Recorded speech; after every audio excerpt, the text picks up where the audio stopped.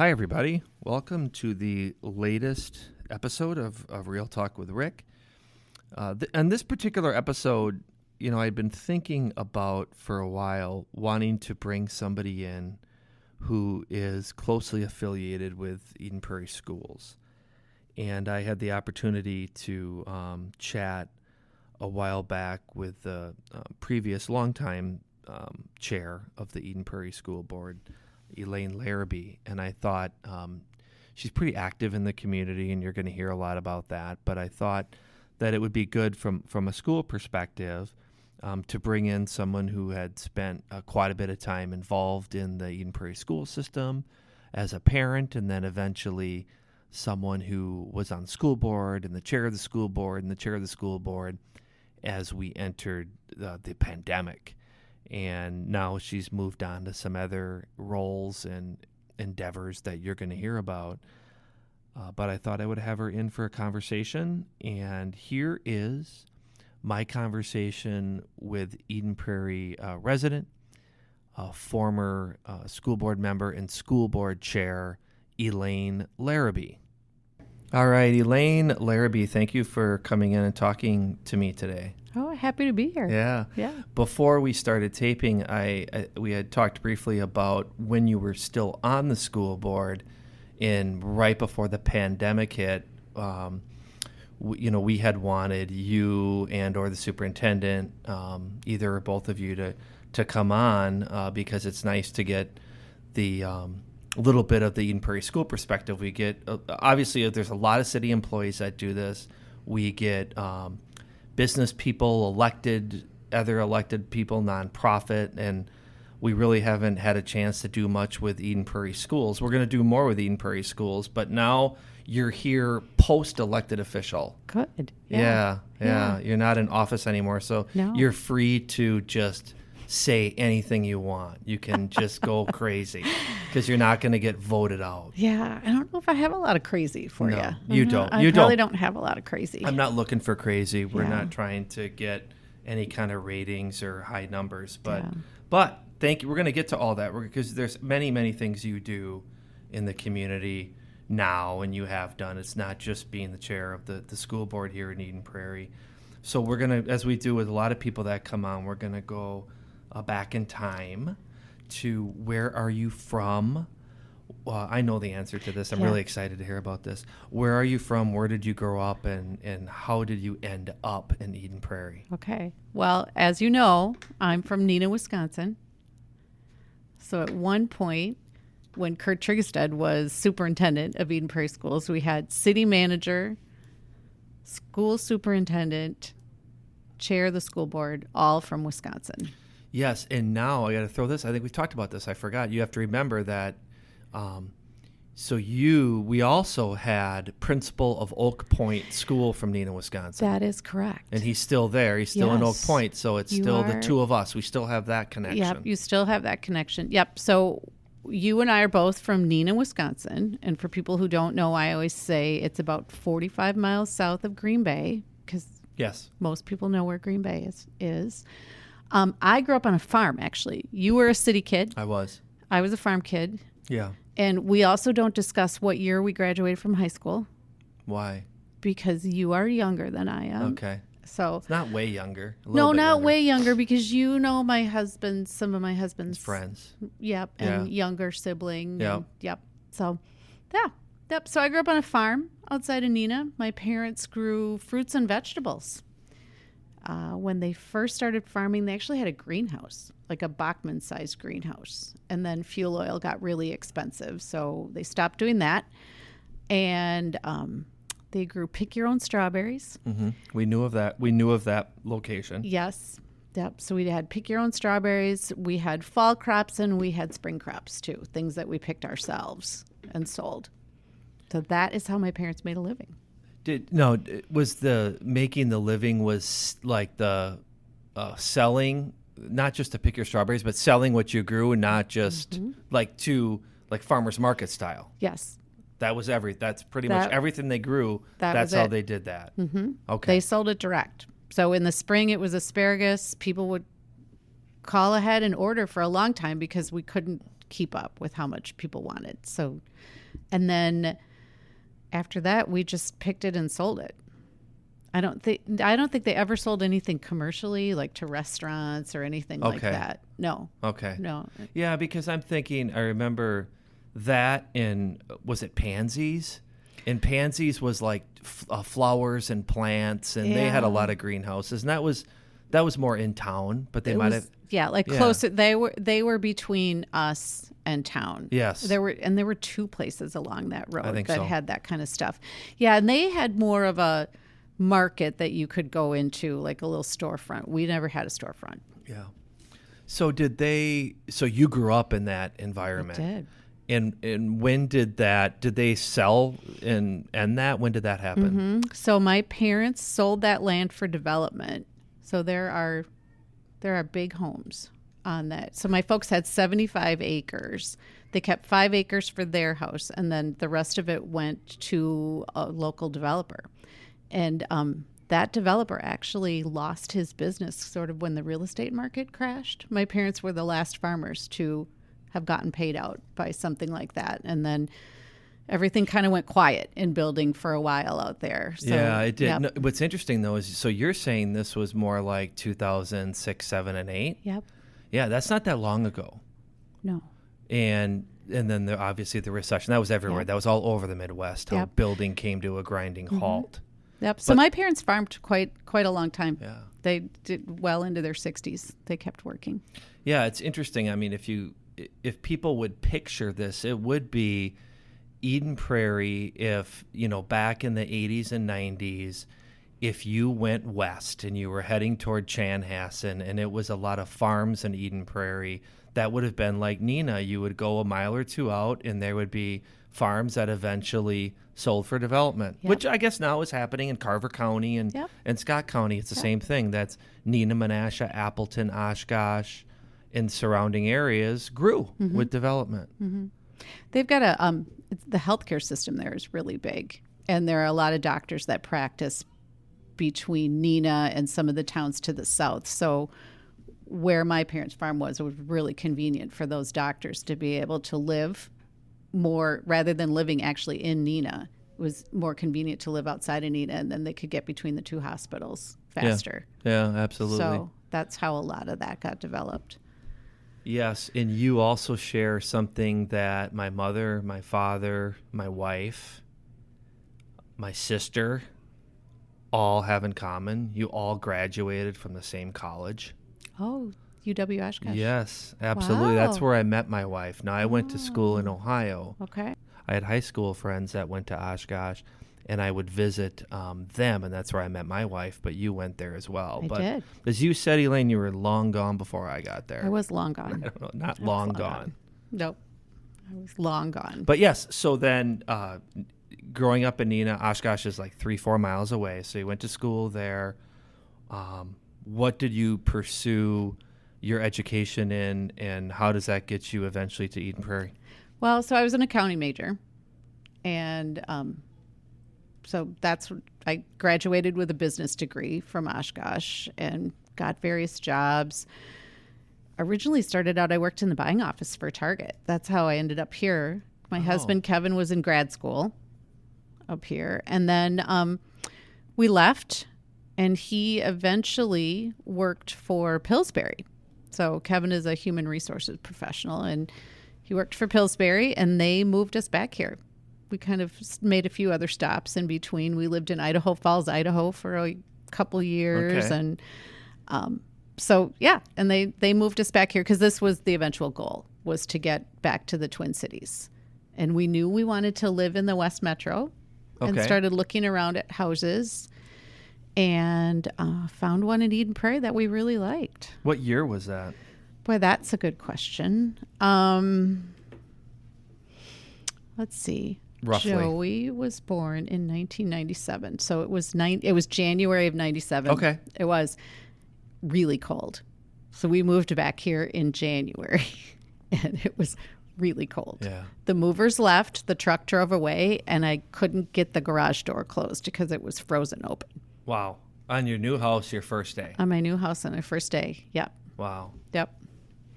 Yep. And I don't think so. Our daughter was 2 at that point. I don't think that we left the house for 3 or 4 days. And it wasn't like I wasn't used to cold, but it was cold. Yeah, I mean, you grew up in Wisconsin. The weather's the same, but Yeah. it can be a little bit worse at different times. There are a lot of us. There are many, many transplants from Wisconsin Yes, that there came are. to this great metropolitan Yeah. area, moved here, went to school here. I have friends that went to college here, friends that went to law school, friends that worked here. I did not get any of my undergraduate or graduate education here, but came here for my first city manager job. But there are a lot of us here.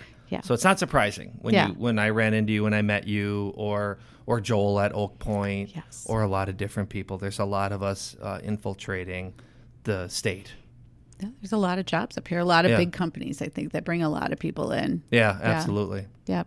And Eden Absolutely. Prairie is an easy place to relocate to. I mean, the schools are good. It's easy to get around. The city is nice. You're close to things. You're close to the highway. So if you want to, get downtown or even other places in the metro to work. So No, it's yeah. it's interesting because a lot of people that I've had on here, some of them were born here, and they remember, when the city had just a few thousand people and the 3 stoplights. But I've also had people on here, like you, that came to this community in the 90s, while it was growing, when it already had a good reputation for schools. So it's just great to get a mix of, someone like you that says, I'm looking for a specific community for maybe an area, a school district, and, that's what you did. Well, it's over 20 years ago now. Yeah. But still. Yeah, almost 25. Yeah, absolutely. Yeah. And then, you're talking about accounting, alluding to the children and your husband's work. So kind of lead up to your involvement then, maybe your job and your involvement in the community. Yeah. So, when we moved here, like I said, we had 1 child. So Andrea was 2. So that's our daughter, Andrea, who graduated from Eden Prairie High School in 2013. And then Joey came along and he graduated in 2016. And so I stayed home with the kids, worked part-time, used my accounting degree. I do people's taxes. I'm an enrolled agent. So I took an exam with the IRS, which means I can represent people if they get audited. I have to do continuing ed every year and keep up on my tax work. So it's been a great career that CPA firms always need somebody to come in during tax season and do taxes. So I would work during tax season. Kevin would figure out his travel schedule so that I could work more. Yeah. And then for a long time I didn't work in the off season. I would just do taxes and then be done. So it was a great way to have something that kept my skills up and something I was interested in, because it's always changing. Yeah. It's never the same. And it's something that people always need. It's sort of like going to the dentist. You do it because you have to. You don't really want to. And We have no choice. Right. Yes. Right. And I like figuring out the answer. Yeah. I like figuring out what that's going to be. So yeah, for a long time that's what I've done. And stayed home with the kids, volunteered in the schools, was on the PTO at Cedar Ridge all the way through Eden Prairie High School. Because my 3 kids are 3 years apart, I was at the high school for a long time. Okay. So, yeah. So so that all makes sense, because Yep. many people that get involved with the district, eventually maybe in the school board, kind of were sparked by PTO work, committee work, parent work. That all makes sense. Yeah. Well, we had some things going on in this community too while my kids were in junior high and high school that kept me interested and engaged. So because I was part of the PTO, I was at least in the schools and knew what was going on. I understood how the finances of the district worked, just from that aspect, from that side of it. But we had some things going on in the community, the boundary changes that caused a lot of turmoil, and a lot of people were really upset. Opened my eyes to how important it is to be involved in what's going on in your city and be aware. So I had a couple friends who ran for school board and got on the school board. more than a couple. This is in 2009, 10, or 11. Yeah. Even before that. And yep, so helped some of them, manage their checkbook while they were running for school board.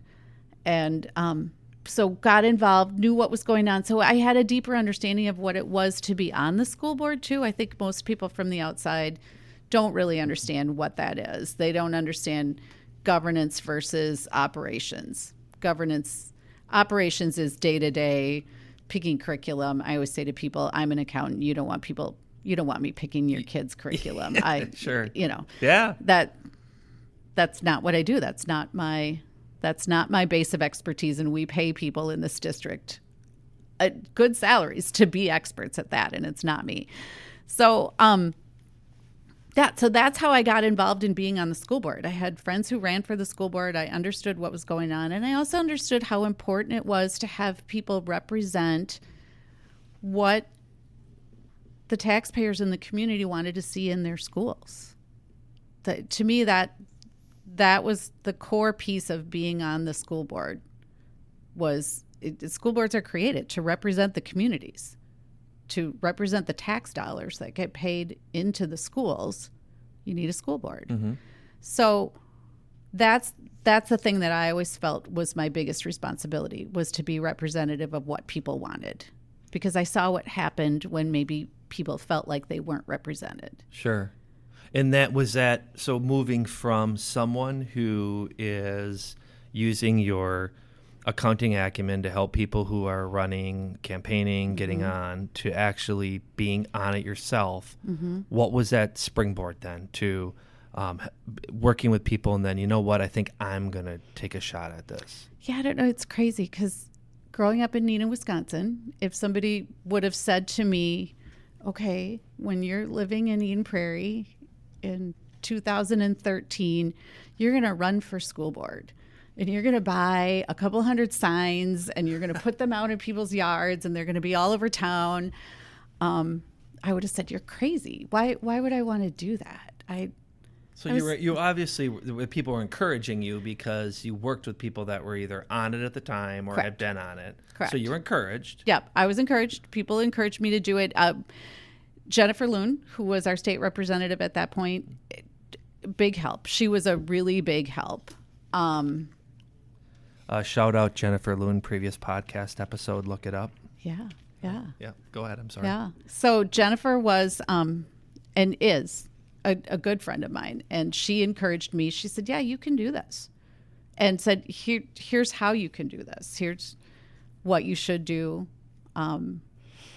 So yeah, that's how that started. So I'm gonna run. If I remember the timing of this, was that the same year then your oldest daughter graduated? Did you say so 20? She graduated in the spring of 2013, and I ran that fall. Yes. That so fall. So that was kind of a crazy time. She was a freshman at the University of Iowa, and I decided to run for school board. Yeah. It's interesting too, because at the time, up until recently, school board elections were in the odd year. Yes. We like to say the odd year because in the even year you have state senate, state representative, governor, president, city council, mayor. Those are all in the even year. So for a number of years, all those years, 13, 15, 17, those were just the school board races. So those signs that you were talking about, the only signs in this city were school board signs. Yes. Yep. And I had a lot of them. Yeah. I had a lot of them. Yeah. And yes. People this is good because I've had elected officials on. We haven't had sign stories. Oh. And sign stories, I love sign stories because people steal signs, people knock down signs, people don't pick up their signs after they're done. Mm-hmm. I love how someone will say, I'll let people put 30 signs in my yard. I don't care who's running. Other people will say, I'm very picky about who puts signs in my yard. You would want to put a sign in a yard that has 1,000 cars going by it instead of 200 cars. But do you have any good sign stories? Well, so my one of my good friends, Roxanne Gilgee, and her husband Kurt helped me sort of manage the signs, the donations. You need a treasurer when you do this. So Kurt said that he would be my treasurer. So Roxanne, because she is just so well organized, created a spreadsheet about where my signs were. Yeah. And she linked it to a map. So and this was way beyond my capability of doing this, but so we knew where all the signs were and had a list of who had them. I think I probably that year had the most amount of signs out. And, going back to the odd even year thing, I chose to run in a year that only 3 seats were open. And Renee Jacobus was the only incumbent. She was the chair at the time. Okay. And then Holly Link also ran that year, and there were other folks who ran, but Holly and I got on, and Renee got reelected. But and then 2 years later, the election is for 4 seats because there's 7 seats on the board. So some years it's 3, some years it's 4. Sign stories. People will call you and say, "Oh, I saw your sign blowing down such and such a street." And I'd be like, "Well, did you pick it up? Did you, can I come and get it?" Yeah. No, but it's blowing around. Well, to me, it was more of my sign issues were weather related. Okay. Because you would drive by them and the wind would have blown them down. Because you try to get them on corners where people see them. So, and I would put one in anybody's yard who asked. If Sure. they said they wanted one, great, I'm bringing Even it over. if it's on a cul-de-sac of 5 homes that only those 5 houses are going to see. Yep. So from when the signs showed up at my house in the big boxes, I always had a pile of them in the back of my car because I could be somewhere, grocery store, wherever, and somebody'd say, "Hey, I'll take a sign." I'd be like, "I've got one for you right here. In the trunk of my Just car. wait There you go. there. I'll bring it over." Sure. And so I had signs in the back of my car forever. And then, they're messy. They get blown over. They fly around. When you sign up to run, you get a list from the city about sign rules. You bet you do. You do. Oh, yeah, you do. I know. And I had a couple of my signs end up at City Hall because somebody put them where they shouldn't go. Yeah. So the police department will call you and say, "We have your signs. You need to come and get them, or we're going to throw them out." Yeah, we do, and I understand that people don't understand what public right of way is sometimes, and think that you can put it right up against a sidewalk or in a park. No, you can't. But yeah, that happens. Well, it cracks me up when people run for office but don't read, because you get a folder. You do, yeah. And they don't read the sign rules, and they also don't read the rules about reporting your finances either, which is the part that I don't understand. But you don't have a problem with that. I don't have a problem That's with not that. a problem, but there are, and a lot of that is state statutes in terms of campaign finance reporting. That's right. Yes. That a lot of that comes to our city clerk, but you're right. Yeah. That's important. And then when it came time to pick up the signs after the election, it snowed on election night, like that wet, yucky snow that was melting the next morning.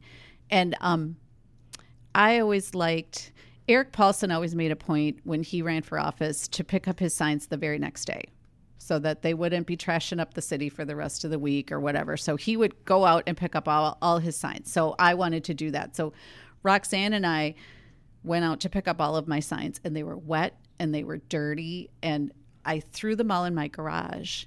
And for some reason, my son got in trouble for something, and I can't remember what it was, but his punishment was to wipe down and clean up all those signs and put them back in the box. Oh, good. Yeah. And the other important lesson on signs is, don't put a specific year on them, because we want, whether it's, you have to get, maybe if you want to re-elect Elaine Larabee, after you elect her, maybe put a sticker that re on it. Some people do that. Yeah. Mine specifically said school board. I'll never be tempted to run for anything else. Yeah. But some people put their name, and it's kind of ambiguous about what office they're running for, too. Okay. So they could maybe run for another office. That's too vague. But if it was the Elaine Larabee School Board, you can use that every time. Yep. Those signs don't exist anymore, by the way. They're gone. They are gone. Okay. The garbage guys came and picked them all up. So that was a very definitive statement you just made about they're done and you're done. Yep, they're gone. Yeah. Okay, I got it. Understood. They're gone. Understood. I wasn't going to ask you if you're going to run again for that or another position. The signs are gone. Got it. So you talk about some highlights then of Yeah. your 7 years. Yeah. In 5 of the 7 years that you were on, you were the chair. But as you just The chair. said, when you were elected, I believe you said Renee Jacobus was the chair. Yep. Yeah, I'd love to hear a little bit of insight into Yeah. school board life and probably leading up to what I personally think, and many do, is the most difficult time for anyone associated with schools is the pandemic. But we don't need to get to that right away. Yeah. So, no, that's good to not have the whole conversation be pandemic related because we Right. do a lot of great stuff when it comes to schools in Eden Prairie.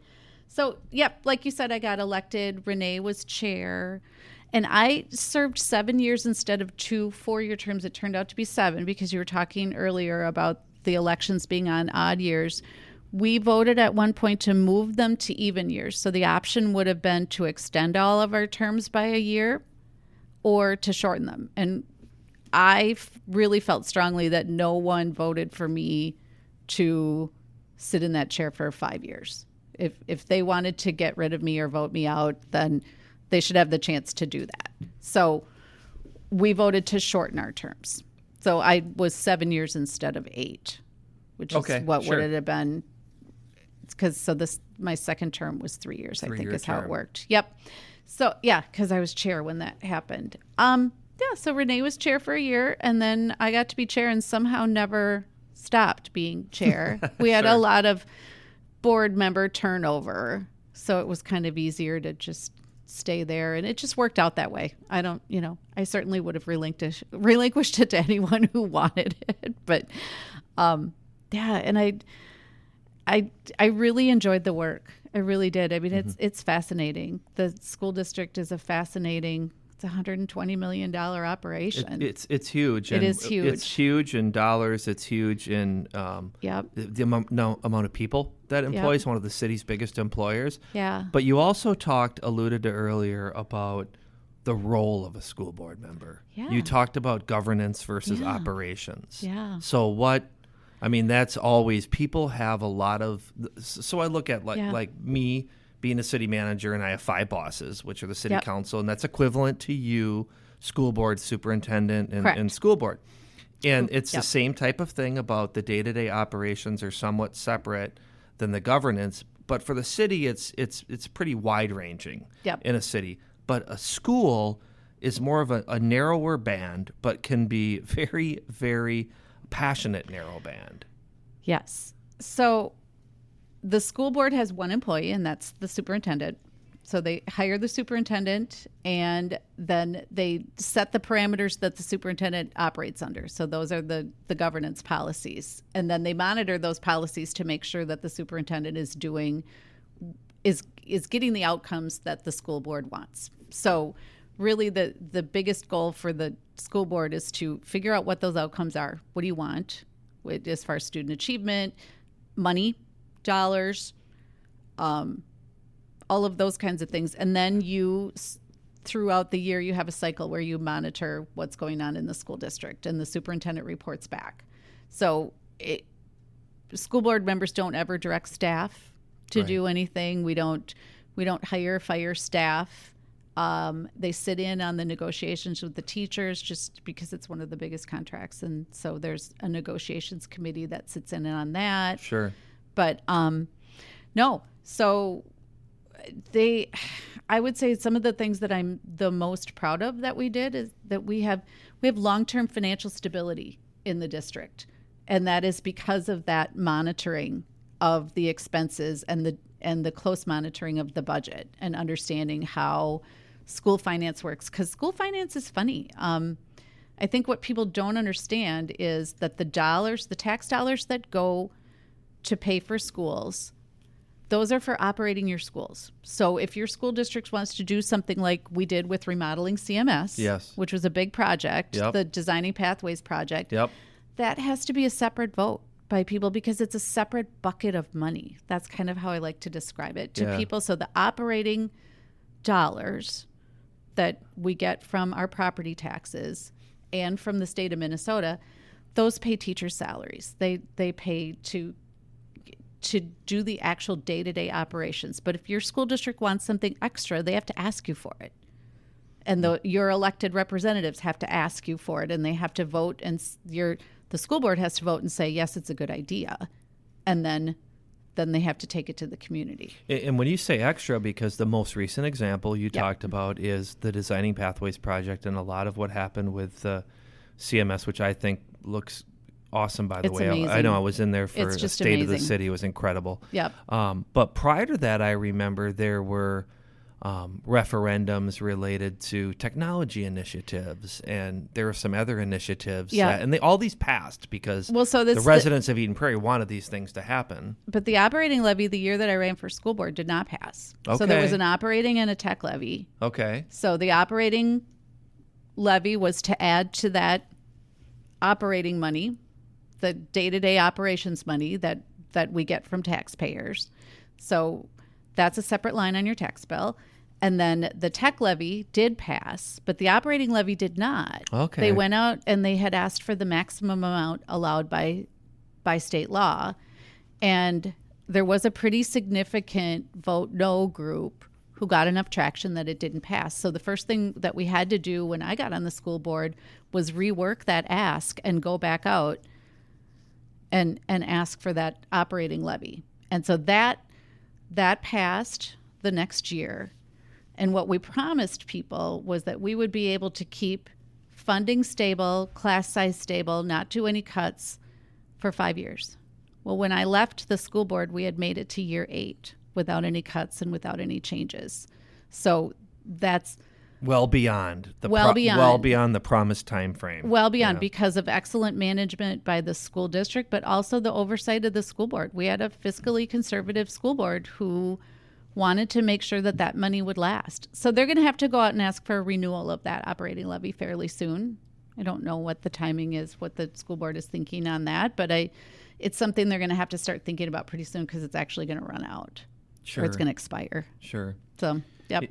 Yeah, absolutely. Fiscal responsibility, continuing the excellence that the school provides. Yeah. I mean, we've got... That's a highlight. Well, and one of the other ways that was accomplished, too, is that... So there's per student dollars from the state of Minnesota. Well, if more of your resident students go to school in Eden Prairie rather than choosing private school or going out somewhere else, it increases the amount of money that you've got in your budget. And during my time on the school board, we increased the capture rate of resident students. More Eden Prairie families picked Eden Prairie schools than had in the past. You're right. And it's interesting because when you talked about the boundary issue earlier, I came here in 2011. Yep. And I remember there was quite a bit of consternation leading up to that, and a lot of discussion prior to that or around that time of all these students that were going to Minnetonka, right? Yep. So, and I think you've shown every year after that, I mean, almost most of them came back. Well, I would disagree with that. I don't think that the students actually came back. I think for the most part, not them. No, but we recaptured the numbers, right. Correct? That's yes, what I meant. But the families who took their kids to Minnetonka more Stayed or less through. stayed Yeah. because that would have been another upheaval to bring them back. That's hard. But let's for say what I kids and meant families. was like X amount of people went, and then the next year it was less, and the next year it was less, and the next year less. Yeah. Yes, and you're correct. You are correct. I was just kind of asking, guessing. I remember that being discussed. And it's because of a quality product. More kids are graduating from Eden Prairie High School than ever before. The percentage goes up every year. I mean, pretty soon they're going to get to a point where you can't get past 98, 99% of the kids graduating. But yeah. So graduation numbers are up. It's a quality product, and people realize it because that's a lot of work to take your kids somewhere else outside the district. So if you've got a good school close by. Yeah, absolutely. Yeah. Why the decision to not run again? Would it have been 2020 then? Yep, it would have been fall of 2020. I think there's wisdom in knowing when you should be done.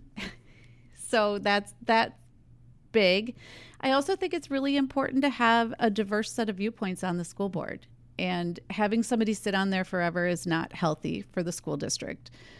My kids are older, so maybe time for parents of younger kids to get on the board. I don't know if it's necessarily all that important to be a parent in the district, but I also think different perspectives are a good idea.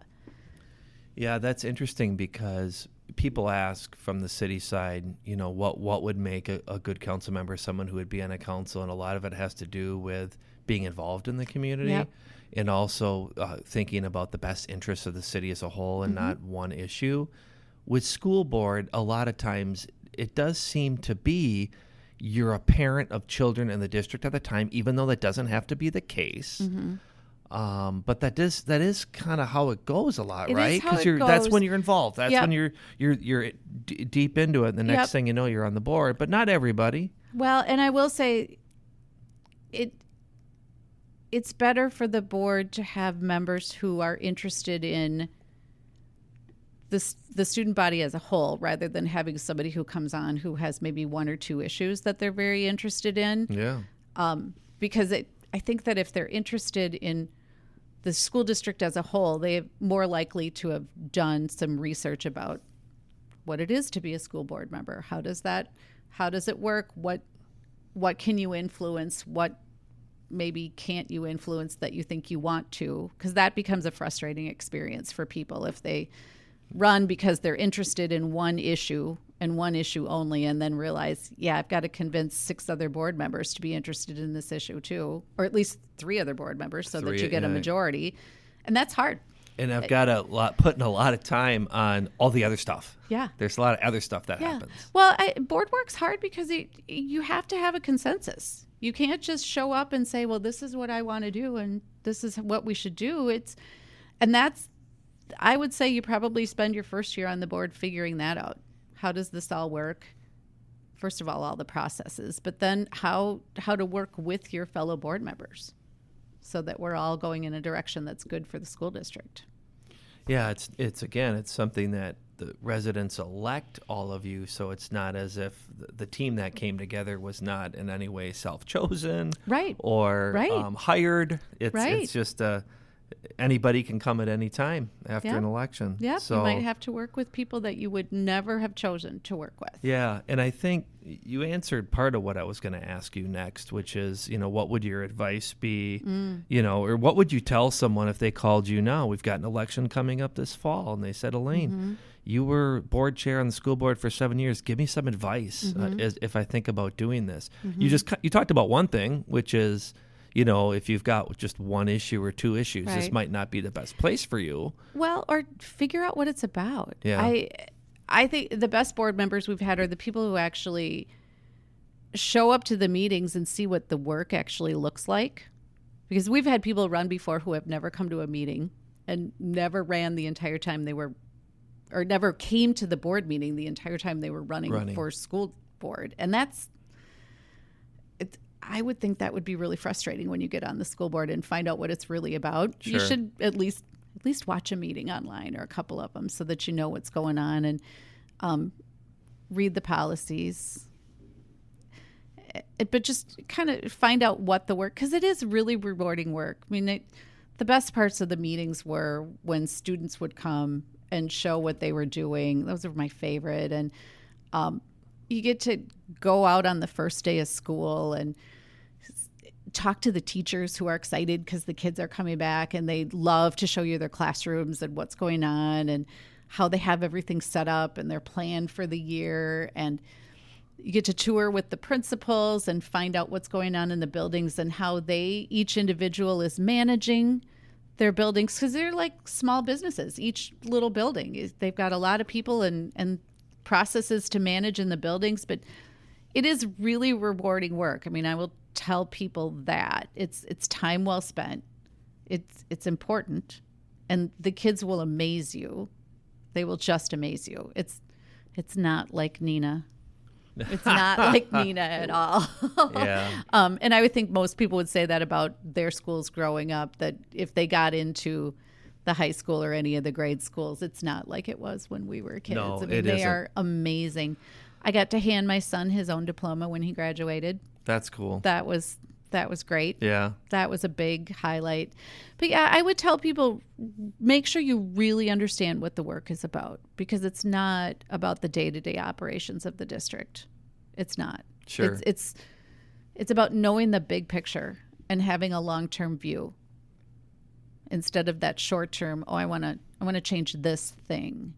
I think a really effective board member has a long-term view about what's going on. Where do we want this district to be 10 years from now, 15 years from now? That matters. Yeah, absolutely. No, that's good advice. I think I met you because I can't remember what year you joined the Rotary Club. It was 2014. 14, and I joined soon after I came here, so I was here in 2011. So you joined on the school board. That's when I met you, and so now you're some of your service besides you continue to do taxes, right? Oh, I do. Yep. Okay, yeah. Yep. Well, you know what though? Thanks for coming in, because this is like, it's almost March. Isn't this like crazy time? Yeah, you need an afternoon off. Okay, once good. in a while. Thank you for just doing. sit Yeah, there. yeah, and I know like different, depending on like certain businesses, right? Their deadlines are different, extensions and everything. So Yeah. it could be, you could be busy into the summer, right? Yes. Well, Okay. yeah, you could extend things, but business returns are due March 15th. So they're earlier. So they're a month earlier. earlier. So but you can extend those, and then you can extend your personal returns. So there's plenty of work to do. But when you talked earlier about like I did a lot of tax work, it really is like January, February, Yep. March. It is crazy time now. Yeah. Okay. Yeah. But Rotary. So Rotary. Yeah. That's how I met you, and obviously being in the school board, city council, school district, city staff, we have a lot of connections. But you're going to be our next president of our Rotary Club. Of the Rotary Club. You are. I am. Yeah. I So am. you're not really dialing back too much of your No. civic work. No, and I'm joining the board of Prop, the food shelf. Oh, in sure. town. Okay. Yep, I'm going to be That's board another- treasurer okay. for Prop.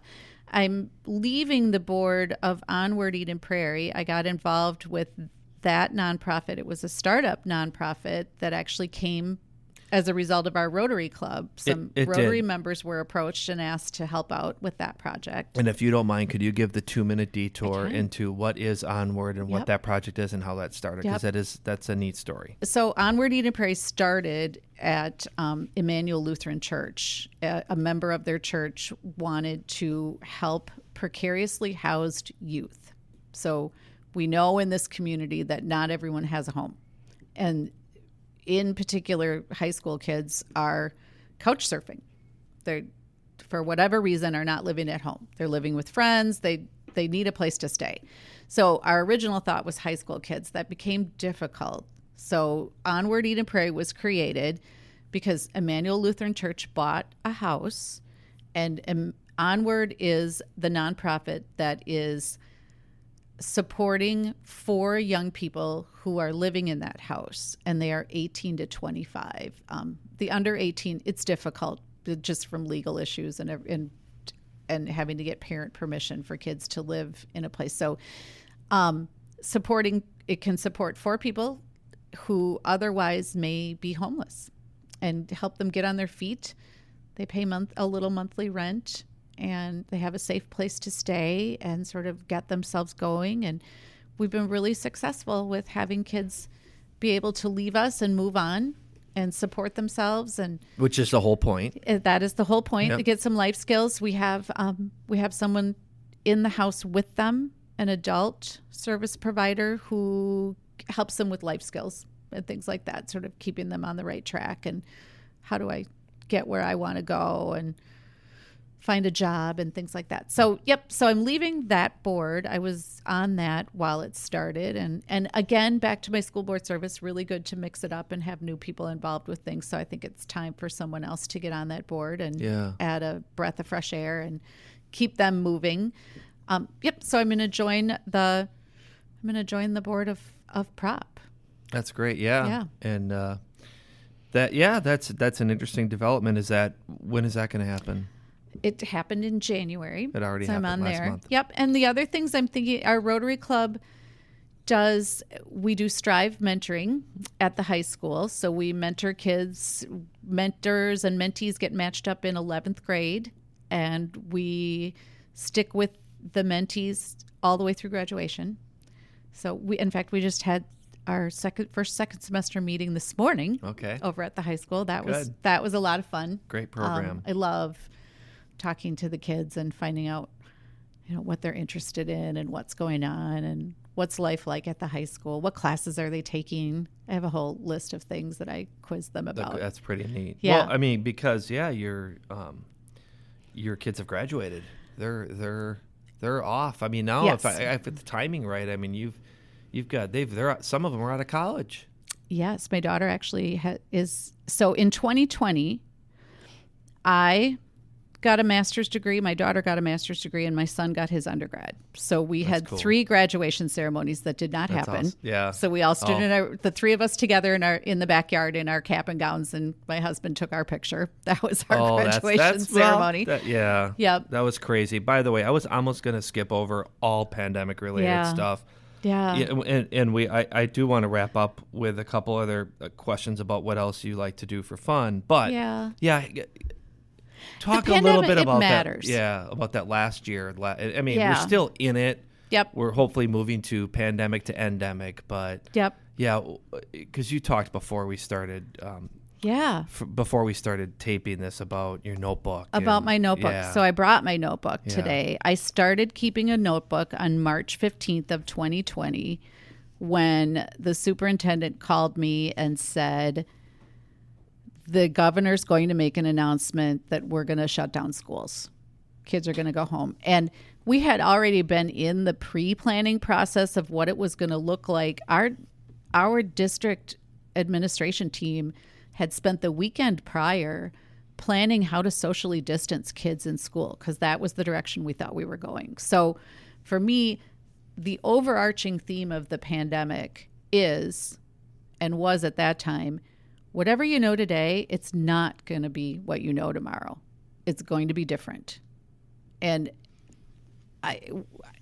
none of us knew what kind of ride we were in for. Mm-hmm. But yeah, so my notebook starts on March 15th. And the reason I started keeping the notebook was that the superintendent Josh was moving so fast and having to make so many decisions. There was no way that he was going to be able to communicate it all to the school board at the same time. So I was kind of the point person. I could take notes when I talked to him and find out what was going on, communicate that out to the board. And then if anybody had any questions, I could maybe answer them. Or the next time I talked to Josh, we could get them answered. Looking back, it's more about how can I help? Sure. Board members were just, how can I help? What do we think we're going to need? We were really worried about kids getting enough to eat because a lot of families depend on the food that comes from school. Yep. We had no idea what kind of help we were going to get federally and really got generous help, and it worked out. But logistically, how are we going to distribute the food? And I was telling somebody today, nobody knew how long this was going to last. Yeah. We thought maybe they would come home for a few weeks and then go back. And I'm sure everybody with college kids had the same experience we did at our house. Our son came home for spring break and we thought, we'll have an extended spring break and then you'll go back. And he never went back. No. We had to go retrieve all of his belongings in Colorado because they needed to come home. But so that's kind of the theme of the notebook, and it's a lot. And it changed every day. It was always the focus different. changed every day. And I think what I realized happens that we were all fearful. Everyone was very fearful. And a lot of people, when there's fear, the anger comes. So we got a lot of emails from people who were angry about how the situation was being handled. They were mad about how the governor was handling the situation. They were mad about how the school district was handling the situation. But what was interesting was that the opinions really were 50-50. They were very on one side or the other. Kids should be in school. Kids should stay home. And I think what's hard for people to understand when you're on one side and you have one opinion is that someone else has a completely opposite opinion. Completely opposite. Yeah. And some of those people are shocked that anybody would have a different opinion. They are. Yeah. And I'm sure you guys experienced this at the city level and still are. Mm-hmm. It's really hard. This is really hard stuff. And just when we thought we were through the most difficult part, when kids went home in the spring and school really was never wasn't the same again. And you realized there wasn't going to be a prom and there wasn't going to be a graduation ceremony. And we ended up having graduation in the middle of summer out on the track. And we had small groups all day. We ran graduation from like 7:30 in the morning till 7 o'clock at night. It was an all day deal. Yeah. And parents were grateful for it. They were really happy for it that we actually got to do it. But one of my biggest regrets is I'll never be able to be in the Mariucci Arena big graduation ceremony again, where you shake the kids' hands. And Sure. It's that makes me sad that I won't experience that ever again. But, just when you thought you were through the worst of it, then August came and you had to make a decision about what it was going to look like to go back to school. For the next school year. Yeah. And I will say, for as much controversy or differing opinions that we had in that August to September time period, I will say we fared so much better than a lot of communities. We really, for the most part, all came together and decided we were going to do what's best for kids. And so I'm really grateful that we didn't have a lot of the struggles that other communities did. Yeah, no, and I may be biased because I forgot about the food delivery. Oh my gosh, and you just flashed me back to that because there are many people just work in this building here at City Hall that went and picked up food for their kids. I remember the whole food thing. I heard all about that. Yep. And then you get to the you guys pulled off the whole hybrid experience in such a phenomenal way. Many schools did, but I know about Eden Prairie situation. Yep. And it's just one of those things. I remember talking to Josh, like, okay, you've got like less than a month to put together a entire school hybrid operation. Good luck. Have at it. See you in September. It's like, wow. Well, and you talk about stories. So I have like individual stories of people's too. So the other thing is it was the middle of tax season when this happened. And when the kids remember the governor shut everything down and said, okay, you have a week to get ready to do an online experience for your kids. Yeah, and that was online only. It was online only. Kind of coming full circle to our discussion earlier about the tech levy. Yeah. Because the people in Eden Prairie supported that technology levy, we were able to have an online experience that was robust for every kid in the district. Yeah. And again, not very many districts could say that. But that tech levy supports things that you don't see, like infrastructure in the actual buildings that allowed lessons to be sent out and live stream with teachers and things like that. So that technology levy doesn't just pay for those laptops and iPads. It pays for all of the infrastructure pieces, servers, all of that kind of stuff that allowed this experience, while not ideal, better for kids in Eden Prairie than it would have been without it. Just the fact that the taxpayers in Eden Prairie knew enough back then to support, like, hey, we need to support technology. Yeah. We have to have. So the weekend before the kids were supposed to go live with online school, I got an email from a woman who lives in a very nice neighborhood in Eden Prairie. And she said, look, I'm a CPA. I'm trying to work from home and do people's tax returns. And my internet is not supporting me and my husband.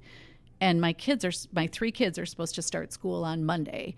And you could just hear in the email how upset, unnerved, just at her wit's end this poor lady was. Well, turns out there was a problem with the lines, with the whatever was sending internet to their house.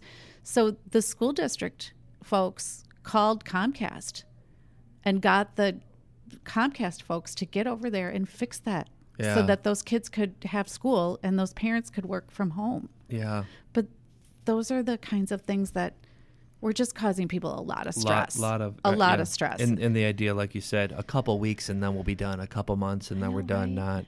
Not a year. Not a year. 2 years. Because I don't think I've talked to anybody that would say that in-person learning is not by far the best situation. I mean, nobody would say, no, this worked. This was so great. Let's keep doing it. Yeah. No, but especially at younger ages. What I would like to see now that we've moved through this and gotten to this point, what I would like to see is have people acknowledge what happened and how it affected our kids from a mental health standpoint, from a learning standpoint. You know, I know that you had thought that maybe we're going to talk about some of the things that I want to do with Rotary in my presidential year. These are the things that I'm thinking about, is that I think that as a society and maybe as a city here in Eden Prairie, we need to start to think about how are we going to repair some of this? How are we going to bring kids back to being able to read by third grade, which is one of the goals of the district, is to get as many kids as possible reading by third grade, because we know that that sets them up for success. Well, we've done significant damage to that goal. Right. And for good reason. We were trying to keep people alive. We were trying to keep people healthy. But now we've got to figure out what's next. Yeah, I mean, from my world, it's a lot about civil unrest and criminal activity that we talk about. Stems in some way, shape, or form, and this is the entire country. Yes. Not just Minneapolis, it's the entire country that stems from this pandemic. I mean, social scientists will probably look back decades from now and they could pinpoint, exactly what was going on. But you're right, also from a loss of education, actual education. Right. Yeah. Right. And I think the more that we can do to repair the damage from this will maybe mitigate some of those effects in the future that you're just talking about, the societal effects. Yeah. We've got to figure this out. Yeah. I think you can take care of all that. You'll do that all in one Rotary year. We're good. I'll put it on my list. Yep. Elaine, last couple things then. So it's great to hear about continued involvement, prop, Rotary. What else? What else do you, Kevin, the family, friends, what else do you like to do for fun? Well, so we're still hockey people. Our son played hockey, and we still like to go watch hockey games. He's helping to coach a high school team, so we go and watch high school hockey. Yeah. We go to wild games, so we do a lot of hockey. We like to get outside. Boy. So there was a thing when I was kind of getting ready for this. I think I found the website for your accountant work, and it said that you play parkour. What the hell is that? That was a space filler on there. Yeah. So what do I don't even know what that is. Okay. No. And so you're not a scratch golfer. No. Okay. No. My husband's a golfer, but That's all BS. Yeah. Okay. Fair enough. All right. That's good to know. And by the way, hockey. Last thing on hockey, because I talked about this at a Rotary meeting. People don't realize. I think people assume, coming from Wisconsin, that it's similar to Minnesota. And I remember when I moved here. I moved here in the mid '90s. Mm-hmm. That hockey is a big deal here, and the high school hockey tournament's a big deal. Well, in Wisconsin, there was no really much of any high school hockey. If you played hockey in Wisconsin, you played club hockey. Yep. And there weren't high school teams, and there wasn't a state tournament. And but yet there's the Wisconsin is the college, and a lot of the Olympics have brought a lot of people from Wisconsin, but it's not like that there. No. So when you say you're a Wisconsin family, I find that fascinating, because we did not have that. No. None of us had that growing up. No, we didn't.